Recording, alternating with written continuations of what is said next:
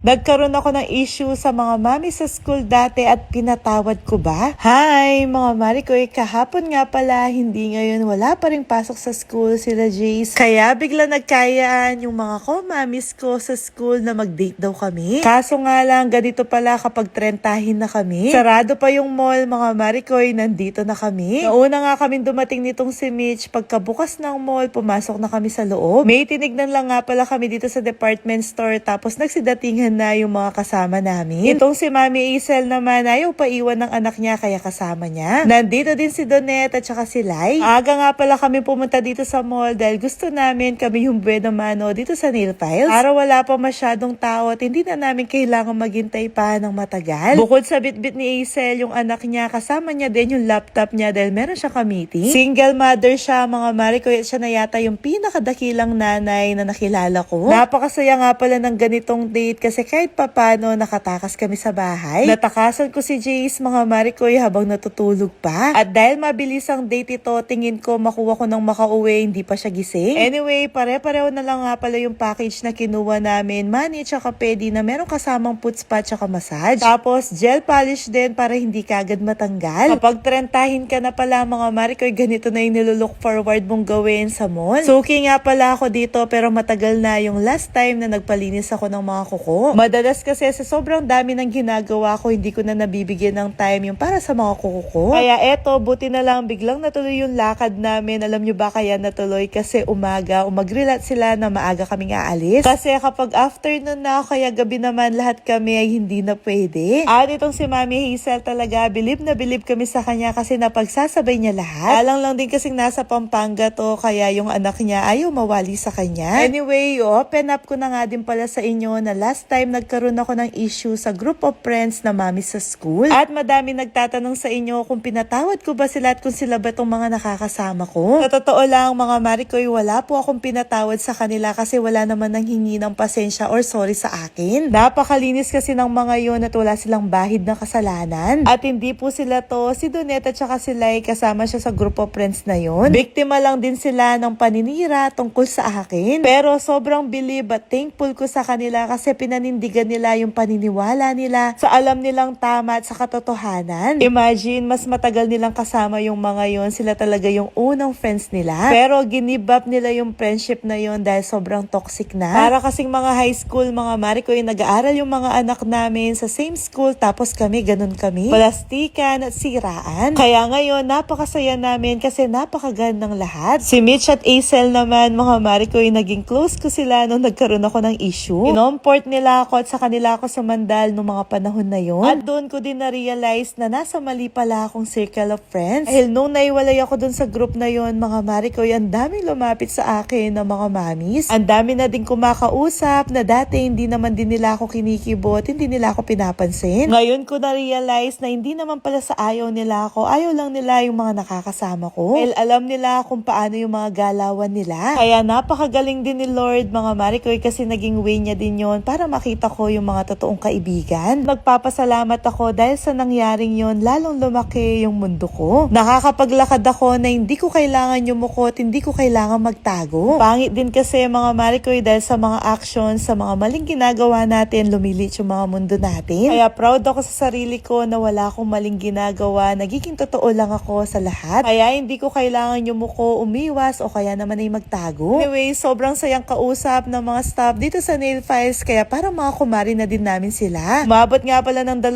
oras na nandito kami dahil hindi sila nagmamadali sa mga ginagawa nila sa amin. Pagkatapos nga pala namin, dumiretso na kami dito dahil nandito yung mga pagkain na pinaghahanap namin. Nag-order na kami kagad mga marikoy dahil nagugutom na kaming lahat sa kakadaldal namin. Habang hinihintay pa namin yung order namin, nagkukulitan pa kaming 5. At nanggigigil ako kay Mitch mga marikoy, tignan nyo naman kung gaano kakinis yung mukha niya. Itong si Donette naman, nabitin daw siya sa massage kaya yan minasage namin. At eto na mga marikoy, dumating na yung mga nilulook forward namin na pagkain. Kapag trentahan na din, ganitong pagkain na yung kinikrave. Pagkatapos namin kumain, naglakad-lakad kami, tapos sinamahan namin si Mitch na bumili ng lipstick. Tanong siya ng tanong sa akin kung anong bagay niya, halos lahat naman bagay niya. Pagkatapos niyang nakabili mga marikoy, niyaya ko silang mag-SB para gamitin ko sila para sa stickers. Tapos nagsiuwian na kami. Tak tak tak tak tak tak tak tak.